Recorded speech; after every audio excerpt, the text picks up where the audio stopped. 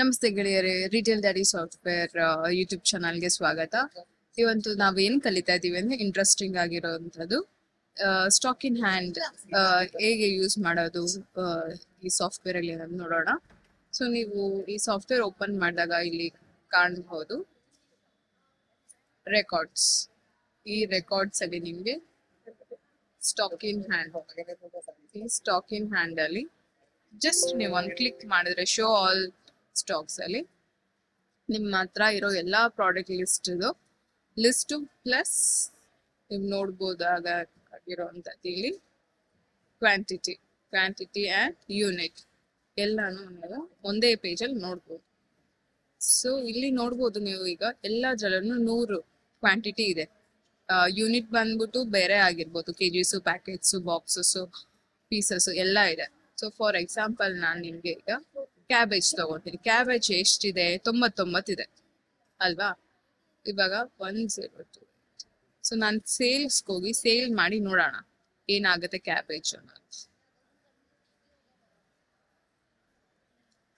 102 ಬಂತಲ್ಲ. ಸೊ ನಾನು ಒಂದು ಸ್ಟಾಕ್ ಏನ್ ಮಾಡ್ತೀನಿ ಅಂದ್ರೆ 102. ಈಗ 2 ಕ್ವಾಂಟಿಟಿ ನಾನು ಸೇಲ್ ಮಾಡ್ತಾ ಇದ್ದೀನಿ. ಕ್ಯಾಬೇಜ್ ಬಿಲ್ ಬಂದಿದೆ. ಈಗ ಇದೇ ಇದರಲ್ಲಿ ಡ್ಯಾಶ್ ಬೋರ್ಡ್ ಇದೆ. ಈ ಡ್ಯಾಶ್ ಬೋರ್ಡ್ ಅಲ್ಲಿ ನಾವು ರೆಕಾರ್ಡ್ಸ್ ಹೋಗೋಣ.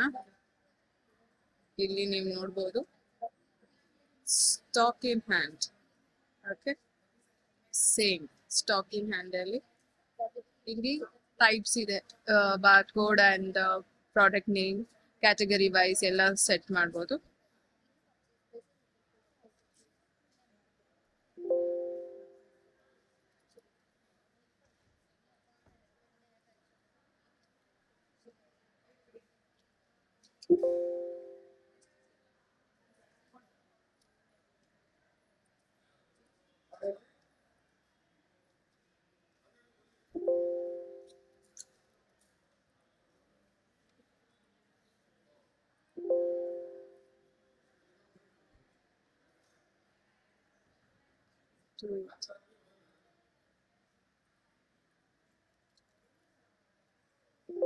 ಸೊ ಕ್ಯಾಬೇಜ್ ನೋಡ್ಬೋದು, ಆಗ್ಲೇ 99 ಇತ್ತು, 97 ಆಗ್ತದೆ.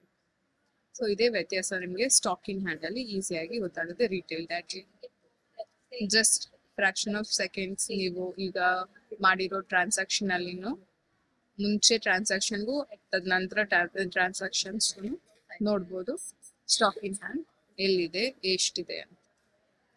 Thank you.